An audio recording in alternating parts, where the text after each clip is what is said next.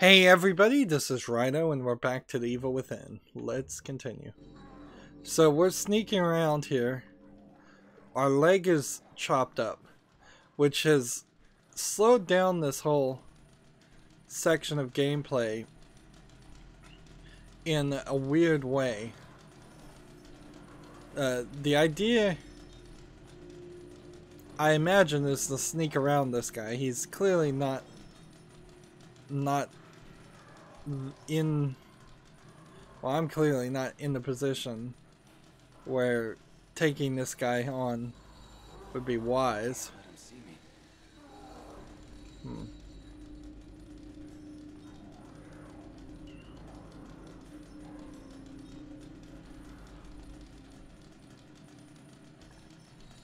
Of course, his chainsaw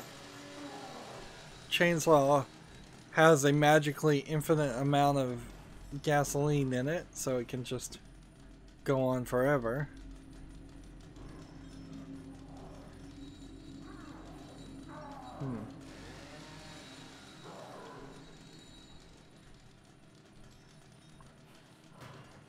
And see, I guess I could hide in this, but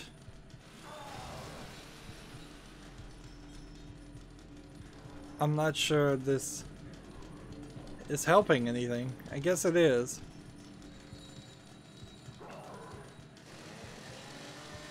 Either that or the game is going to tell me that it's not always a smart move to hide in these things. Like, he's breaking boxes.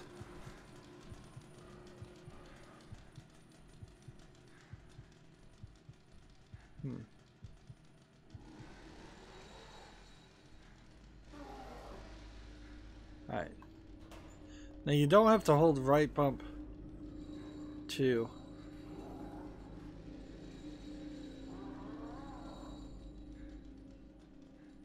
get where you need to go.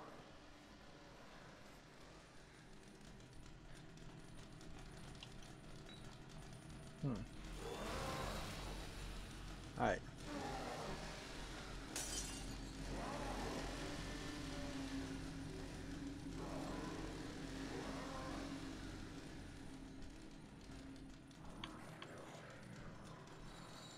I'm pushing my luck here, trying to get out of this room, and this may kill me.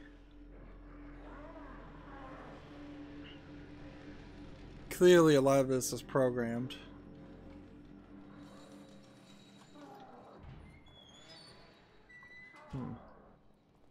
Now let's just get out of a room, and we are in a safe room, and we're out of this safe room, and we're in another chase sequence, which I'm just pushing forward, trying to get to this elevator, and it cuts to a cutscene.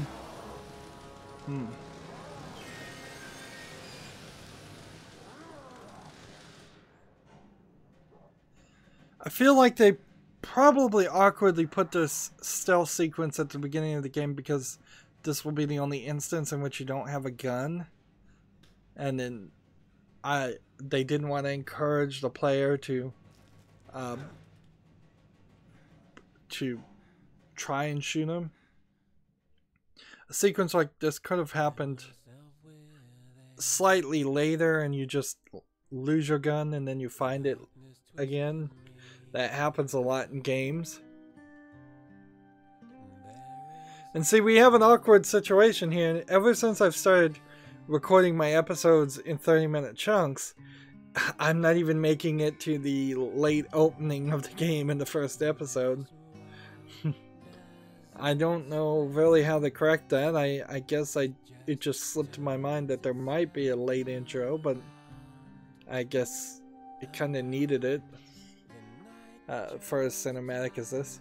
I am not sure how much of any of this artistry is going to actually show up in the game.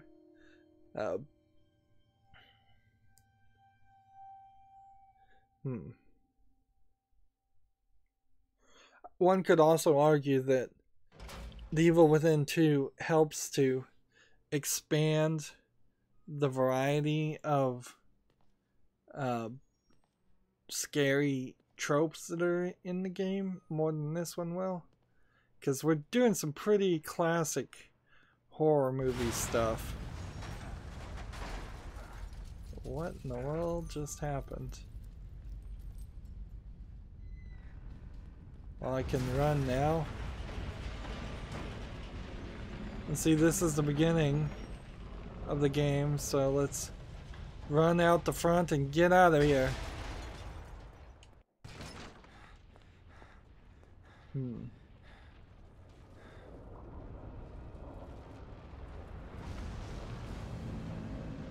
Entire buildings are falling apart. The ground is falling.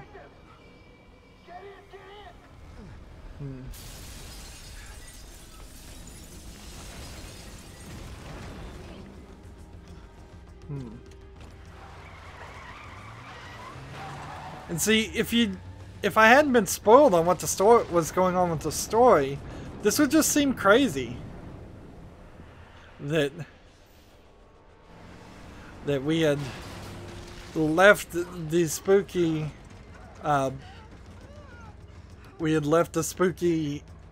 hospital.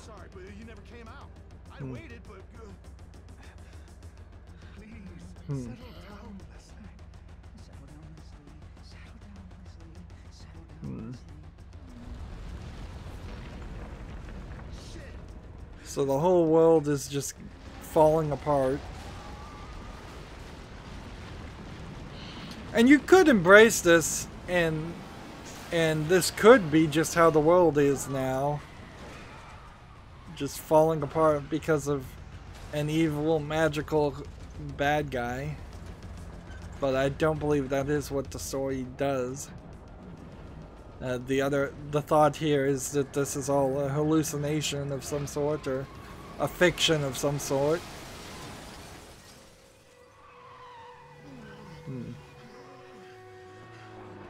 Which would imply that the people's own memories are creating these buildings, and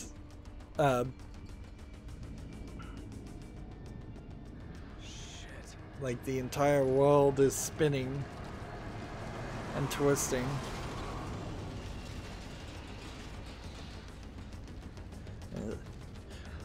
Some of these things would be better shown in a movie than a video game. It's easy to kind of casually dismiss a scene like that in a video game. If I saw that in something like Inception, which did several things like that, it would be a lot more recognizable. Are we cut off from everyone? Everyone must be dead. We see the radio not working again. Everyone all right back there? Just a few bumps. We're fine. Fine. We will be once we're far away. Fine. A little further and we'll be fine. Fine.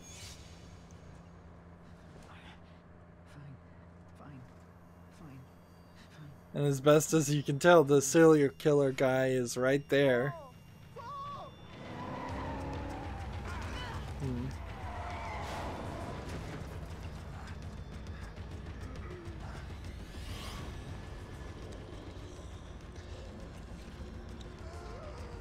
And he said everyone must be dead, and he's dead. She says fall. And we fall. You can see a heavy influence from the movie Inception in this game. So your worst fears seem to be brought out. Chapter 1 clear, and I can save my game for the first time. Difficulty was survival.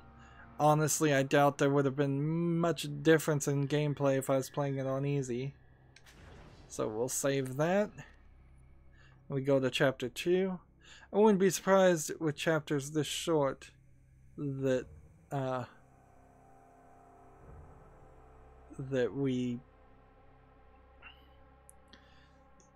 get 13 to maybe even 30 different chapters. This is weird because it didn't leave the scene afterwards, so I can save again and have 2 saves. Seems like I could also select a save and maybe load, but I think I'm supposed to hit B and go back to the next chapter. Just a lack of optimization there. It should have just said save your game, then press B if you don't want to save your game, and then after you save your game it should just move you to the next chapter. And there's really no reason to have a title menu option here at all. I suppose it's the director of the Resident Evil series that is making this game, or in charge of it, so maybe he doesn't have some just general experience on menu layout. Or maybe he has just a different way of thinking about it, but I would argue this is a inefficient game flow experience. So, Chapter 2, Remnants. So I imagine you wouldn't want to play Chapter 1 ever again unless there's some kind of achievement you're going for. And see, it wants you to control the character, the camera with the right stick, and it tells you that, but then it immediately also tells you can just hold B to skip this, which that's not really something you want to immediately announce and tell people. We're in the morgue. We're tied up. Can't move. And there's a nurse and doctor pushing me into the morgue, which makes no sense. And the camera's like an orderly would push a dead body into the morgue, not a nurse or a doctor. Maybe a nurse. And now we've got a grotesque zombie-like creature crawling all over us. And now, in the top left, we have a health bar and a map or a compass. And we've got a newspaper we can find. Bodies found. Bodies found in Lakeside Town. Cause of death remains a mystery. More than a dozen mutilated bodies found in the village of Elk River. Several residents unaccounted for. So Elk River is probably a joke to Raccoon City. If you have an animal, you change it raccoon to elk, city to river. That would be my guess. We'll probably hear a little bit more about Elk River. Although, since I kind of already know this is all a fiction of some sort, and it obviously kind of has to be, even if I didn't know that and have that spoiled for me, like, these random actions are just too crazy to make sense. The only thing I would be assuming now is that our main character is crazy. Hello? His legs through the toilet. There's definitely some major clipping issues with the animation. And we have cockroaches. And boy, do those cockroaches look poorly animated compared to the ones in the Silent Hills playable teaser. Like PT had some lovingly detailed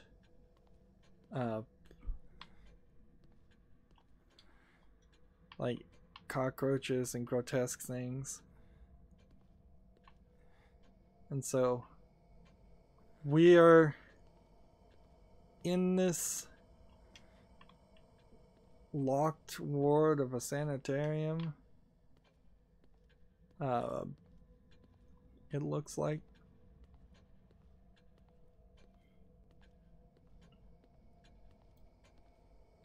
A hospital. But a different hospital. Necessary for you. You're always always welcome here. I've been hospitalized. I'm afraid I cannot answer that. Like, who are you? Are you some kind of Please, sign in here. computer program? Without signing in, there is no way to ensure your future memories. Sounds like you're signing away your soul. Being tricked. Like, waking up in a hospital and signing anything is a terrible idea. They'll, at the very least, they'll bill you. You'll get a bill for a couple $100,000 for treatment you'd never agreed to have. See, this just doesn't make any sense at all. Like, no sense at all.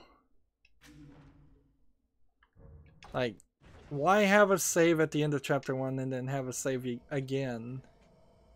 And storyline limit it so that you can only move forward by signing in and saving. And so this is, I'm pretty sure with the coverage and the like advertisements for something like this. See, she is in the mirror, but she's not anywhere there. Interesting. Like, this would put her behind the desk over there. She's not behind the desk over there.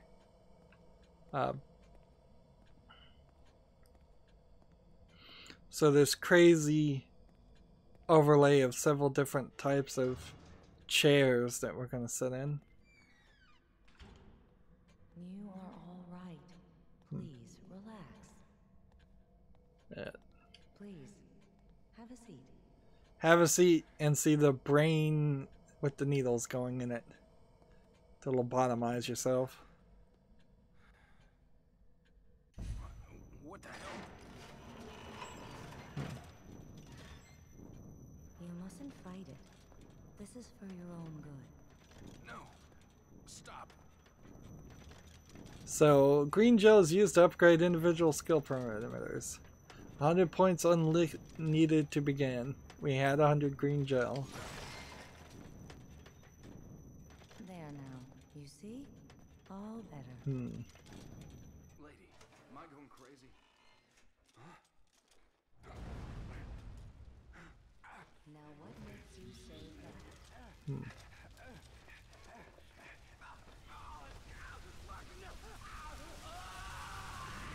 I'll be waiting.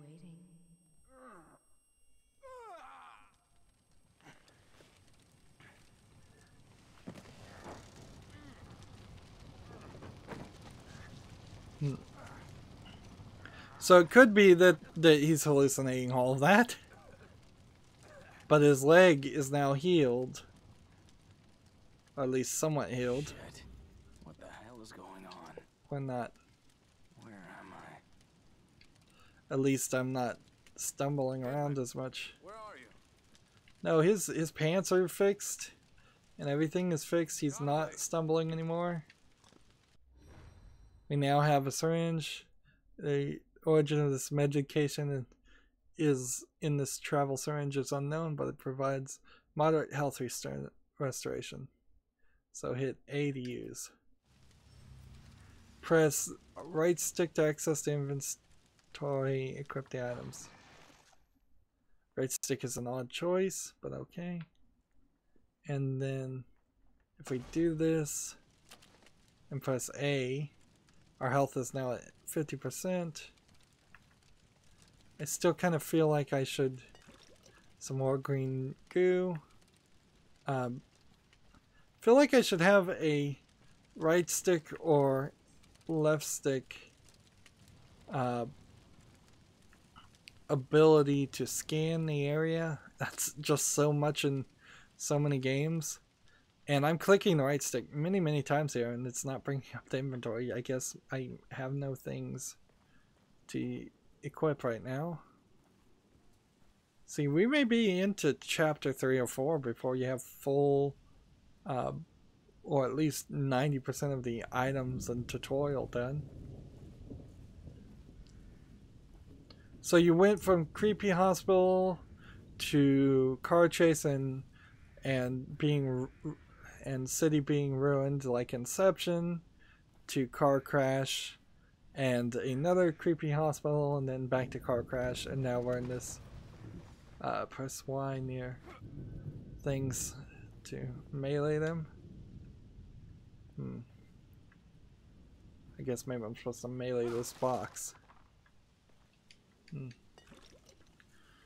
I don't like the way this camera is, honestly. Let's start with that. The cinematic thing. I know what they're going for here, but I believe I can turn that off. Hardware setting. Maybe the letterbox is actually there to just specifically make the game run a bit smoother. But if anything, I think the game runs smoother this way. Interesting. I'm sorry, I have a 16:9 TV. I don't need a letterbox setting on a 16:9 television. Unless you're making some very odd argument that this video game was designed to be run at one of the other cinematic ratios, like 23:9 or something, which would be panoramic and unheard of in video games. I guess I'm going towards the light. Go towards the light. That just looks way better.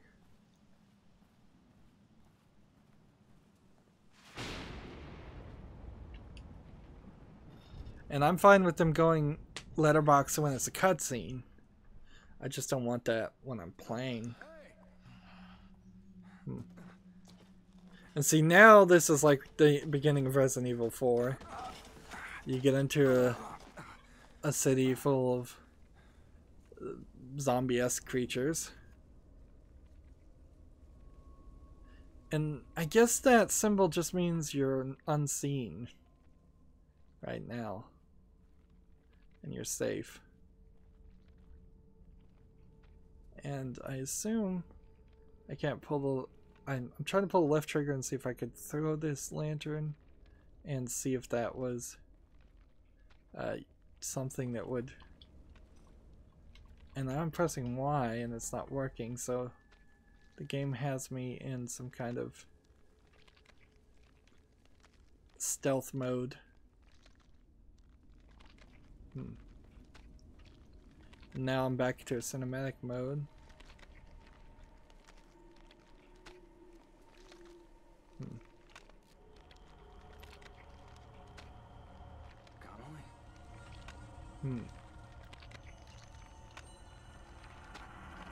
So if even your friends turn into zombies,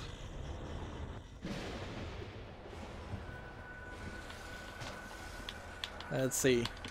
Well, that didn't work too well. That I don't have a crosshair or something. Darn it. I can't hit this guy. Like, where's my crosshair?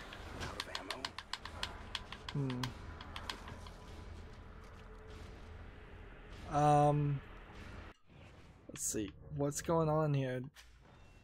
Graphics wise. Crosshairs. General. Subtitles. Life gauge. Life bar. Tutorials. Hide enemy alertness icon and survival. Let's show that. Target reticle, show me that. Oh wow. Maybe I accidentally turned that off, or maybe in survival mode it is just turned off by default. Yes, that is much better. You definitely need that. Of course, I may have already lost. Like, I guess melee him. We'll just pistol whip with this guy. The camera's not moving very much for you.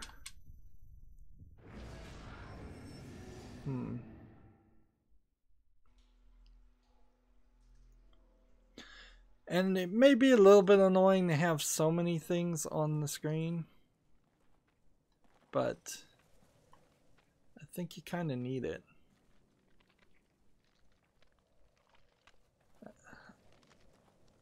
As I understand how this game plays.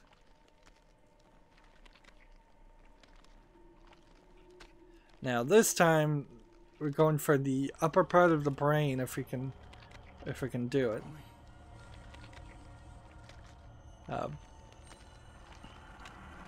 I might need to just smash him, melee hit him before.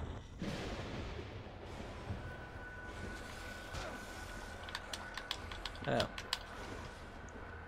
Let's see. I probably should have meleeed him. Let's see. Now there are a few games where aiming for the brain actually doesn't work. Evil Dead. No, I mean not Evil Dead, that's a movie. Dead Space is a great example of something like that. Dead Space is also a great example of running around and doing this throughout the whole game to break off limbs. Notice no limbs getting broken off here. Dead Space probably didn't play too well in Japan because they don't like when things are cut off. It's just one of their pet peeves that causes games to get censored in such ways. Well, we have this, so we should at least equip it.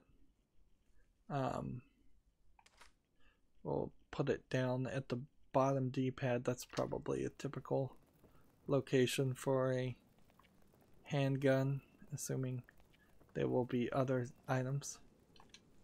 I have 3 shots left. And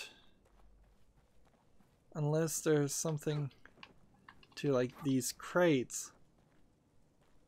Alright, I'm already confused about that. And I don't want the targeting reticle always there. But I guess maybe you have to have it always there for the melee stuff. And this is a very Resident Evil thing to shoot. But no gem, no collectible, no extra goo fell out. In Resident Evil 4 that would have almost certainly would have given you a spinel.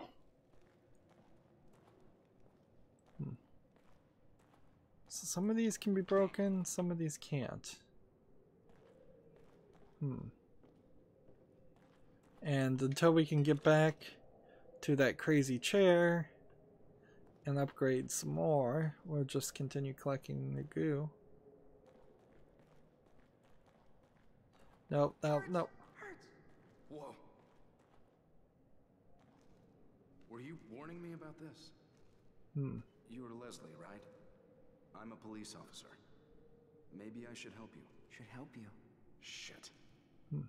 How am I gonna get you to a hospital? Hospital. Hospital. Hospital. Hospital. Hospital! Yeah. What the fuck? So we can disarm traps by holding A. And we get trap parts when we do that. They're in the inventory screen. Is this the inventory screen or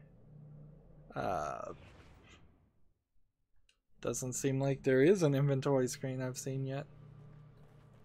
Again, you'd probably get a spinel for shooting this. No, just a wasted bullet.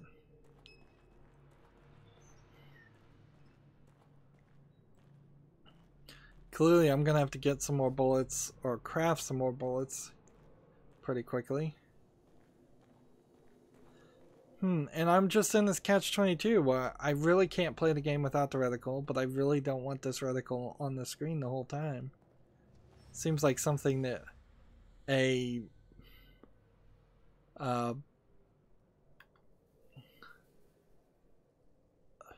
mod should be out there to fix, but I'm not going to play a game modded for the first playthrough, and most games don't get a second playthrough. So honestly, it should have just been patched. So we can jump, and we got some crows. Approach a fallen enemy and press B to burn them, destroying them completely. Burning consumes one match. If the same enemies are close enough, they can be burned with one match. Other things besides corpses and enemies can also be burned. So there's this idea of I can't jump up here. I can jump up here, but there was nothing in that. That was disappointing. So 2 matches, and you press B to burn him, and burning somebody does what? Does it just stop them from potentially respawning? Does it give you green goo? Apparently it does nothing.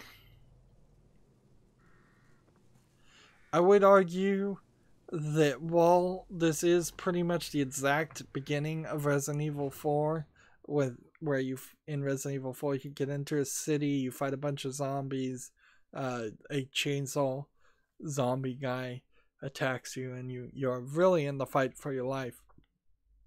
In this instance, we snuck around the zombie guy and kind of did it backwards, and now we're slowly walking through a forest, working our way to what I assume is going to be something more of a city. It may turn out that we never actually get into an area where there is a lot of zombies. That too might just be trouble with adapting to this new id Tech 5 from or maybe it just is a director's choice where he prefer you fight people one-on-one, which is what we've been doing up to this point, regardless of whether it was that one zombie we've shot in the head now in an hour or the one chainsaw guy we ran away from. It has been rather slow in intro, not as slow as something else, but ever since I started breaking up episodes in 30-minute increments, the evaluation of a game in 30-minute chunks is a lot more crueler, in my opinion, than it is to evaluate a game in an hour experience, because it's very possible that 20, 30, even 40 minutes of any part of a game might be a little dull and a little slow, but then it picks up in that remainder of the hour. Hopefully that's going to be the case here. That's it for this recording. As always, I ask you to like, share, subscribe, comment, and watch every second of my videos. If you want a friend or follow me on basically any social media sites, there's a whole bunch of links down below. Thank you for watching. Have a good evening.